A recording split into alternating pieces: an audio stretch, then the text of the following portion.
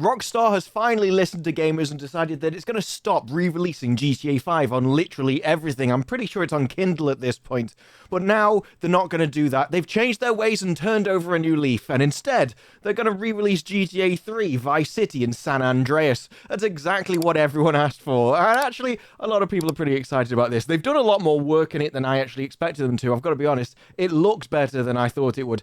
I expected them to just do basically what they do with PC ports and console ports. We're going to say we've increased the resolution, we've probably messed about with the vehicle handling a bit, and then we're just going to call it a day. But as you can see in the trailer, it's actually significantly improved. A lot of the characters do look a lot better than before, and while I would have preferred a bit more realistic character models, I can agree that this does stay true to what the original games look like, and so was probably the best decision. Most of the characters do look improved, in my opinion. It's just the odd one gets very, very weird. Like this guy in the car. I almost prefer his old model because I have no idea the mess that they've turned him into in the new one. I don't think this kind of art design works well with older people who are supposed to have sort of wrinkles and skin defects because everyone's too smooth and polished. It's like you've steamed their skin and just rubbed away any kind of detail. It's this odd hybrid of, well, it looks more detailed than it did before. At the same time, it's lost a lot of the character that made them look like they existed. No human has skin this smooth, and if they do, they've probably been photoshopped. So while it works as a whole, there's the odd time where I just look at it like, this is weird.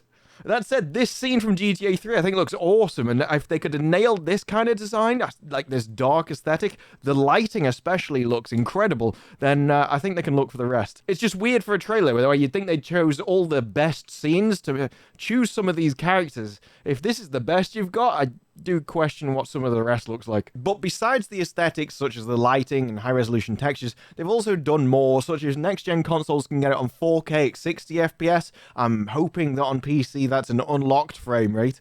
And they've also say they've improved the control scheme for controllers. Now, I've always played GTA 3 myself with a mouse and keyboard, and the controls were fine. But apparently, on controller, that was an abomination. So I think everyone can be glad that that's been improved. As well as that, you got improved weapon and radio station wheels, mini-maps, navigation, various different achievements and trophies. Weirdly, it actually goes on to talk about touchscreen camera zooming.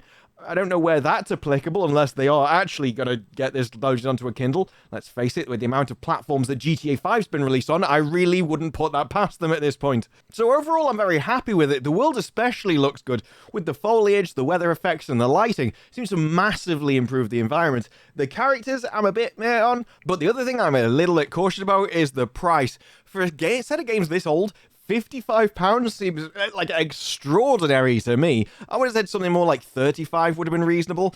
I know there's 3 games there, so if you're really a big fan of the old GTA games, you'll definitely get your money's worth with this.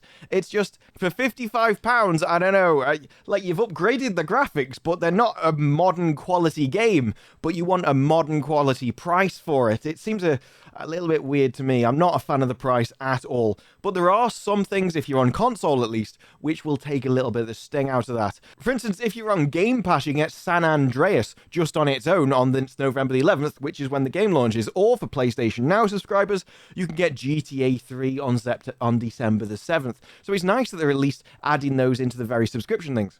Of course, if you're on PC, it looks like you get nothing. If you're on Switch, you also get nothing. It's hardly the best bargain for everybody. But at the end of the day, that's a very personal decision. If you're a big fan of GTA, then you'll no doubt get your money's worth with the whole 3 games getting played through again. Otherwise, maybe you just want to wait for the subscription services and pick up that on your consoles. So it's a very individual decision about whether you get the value out of it. For me, I kind of checked out on GTA 5 when they kept releasing the same old game over and over again on the same platforms. So for them to come out and go, yeah, we're going to release the same old games over and over again, it's a bit too close to what they've done for GTA 5, and I kind of feel like they're just taking the piss at this point. If there weren't so many other games in this window, sort of Battlefield and Halo to play, then I probably would pick this up, but as it is now, I might wait until the new year to get a sale. But for now, that's it from me. If you liked the video, press like and subscribe more videos in the future, and let me know what you think of GTA and the trilogy down below. Are you happy with the price? Are you happy with the looks? Let me know, but for now, that's it from me. I'll see you in the next one. Bye-bye.